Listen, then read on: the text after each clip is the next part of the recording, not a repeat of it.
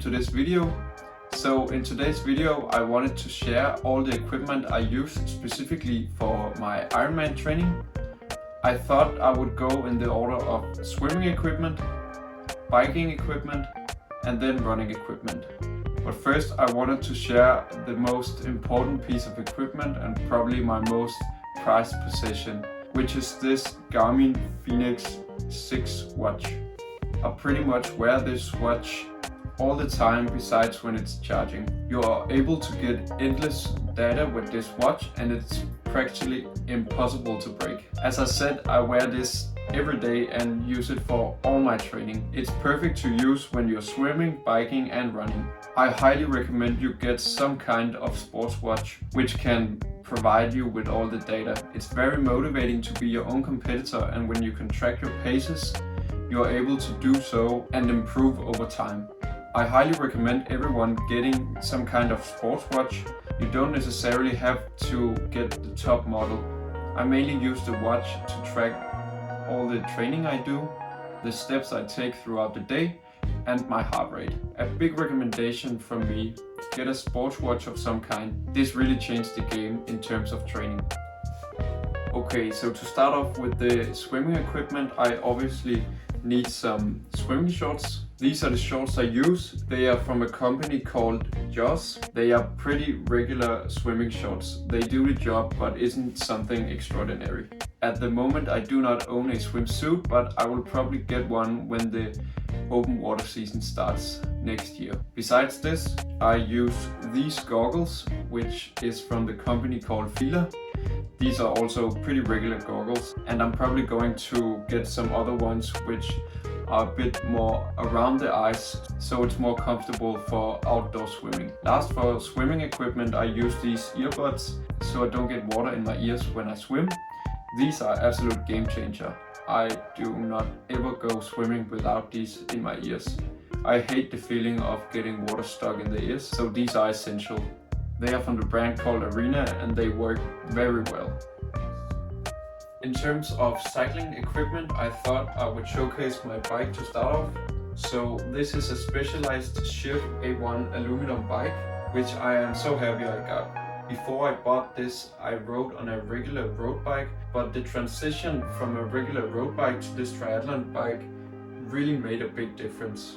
I do really enjoy riding on this, and it's very exciting to ride around while laying down in the aero position.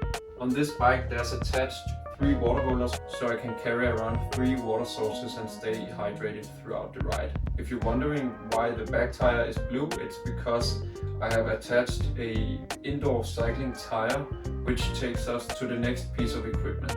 Okay, so the next piece of equipment is this indoor home trainer from Tax, which is a company created by Garmin. So this bike trainer makes it very convenient to keep on bike training in the off season when it gets cold and dark outside. This is very easy to use. You just attach your bike and then this machinery creates resistance, so you're able to train hard. This trainer is capable of simulating a 6% increase. If you're thinking about buying something like this, you should be aware that it can get a bit noisy. If you want something that's a bit more quiet, I think you need to raise the budget. But overall, I think this is a very great way to keep on cycling if you're not interested in biking through the winter. I can highly recommend this, but you should be aware of the noise. So when I am cycling outside, I always got this Garmin Edge 830 with me. This works very well because it can pair with the Garmin watch and then display all the data I need right in front of me. This is a great piece of equipment that I can highly recommend. Another essential piece of equipment I use when I'm outside is a pair of glasses. I always use these pair of sunglasses from Oakley. I think they're called Carbon Blade, and the idea is that it's a very light pair of glasses. But honestly, any pair of glasses can do. The most important thing is that you don't get a lot of air and small animals inside your eyes when you're riding. But these are also nice because they have the shade, so when the sun is out, you don't get blinded. The next piece of equipment is this helmet. I don't have much to say about this helmet. The most important thing is that you of course need to ride around with a helmet. So if you are unlucky and get into a crash, the most important thing is of course that your head is protected via a helmet. Of course, when you're riding a bike, you need some cycling shoes so you can attach your shoes to the pedals. So at the moment I use these shoes which are pretty worn out. As you can see, I taped them up so they won't crack. In the near future, I promise I will switch these to some newer ones. But right now, when I'm just sitting out in the garage and training on the home trainer, these work fine. Another essential piece of equipment is of course a great pair of biking shorts. The most important thing is that they're padded inside, so when you're riding around for a long time, you don't get extreme pains.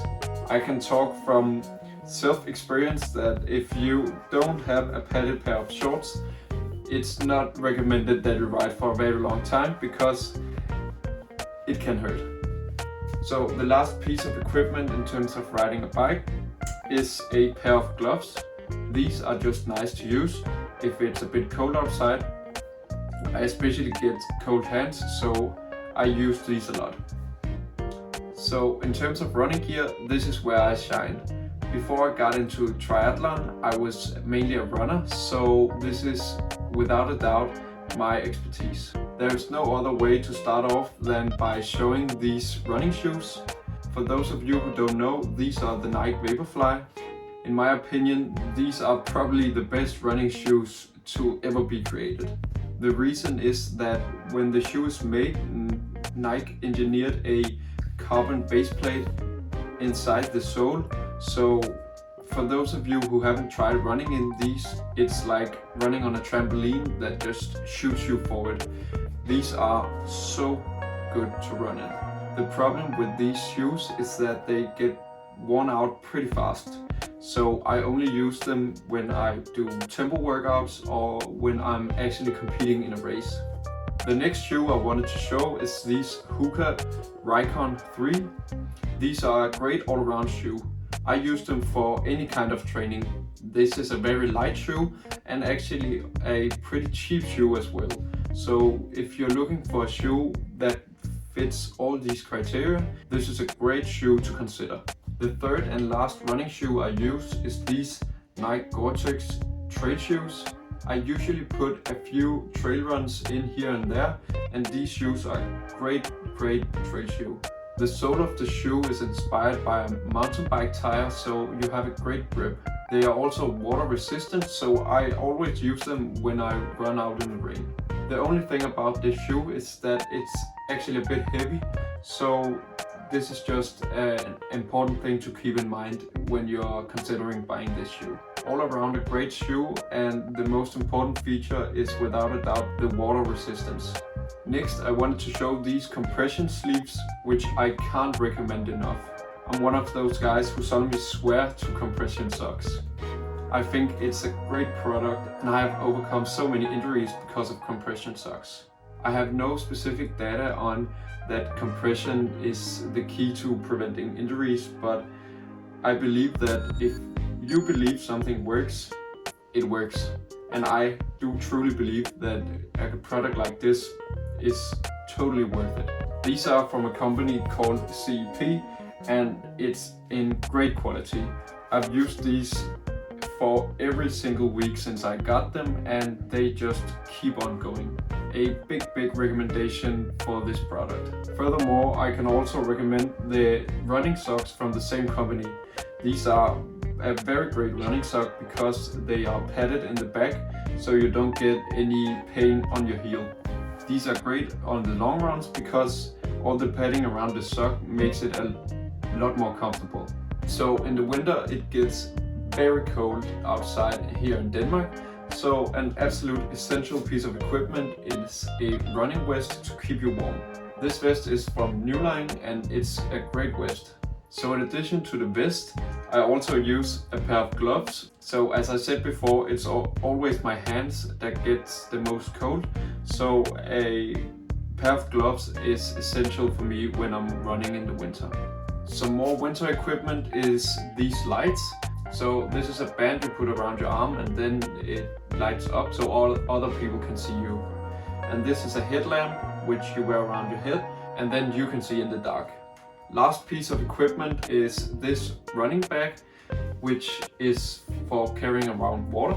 I usually use this when I'm running above 15 kilometers so I can keep hydrated throughout the run. I think it can get a bit more challenging running with a bag like this, but it is a very good way of staying hydrated throughout the workout. So this bag contains 1.5 liters of water, so you can carry a lot of water throughout the run. And then you put the blue bag inside of this and wear it. This is also great for carrying around your energy gels. So as you can see, nearly half of all the running equipment I use is actually only necessary because I run in the winter where it gets very cold and very dark.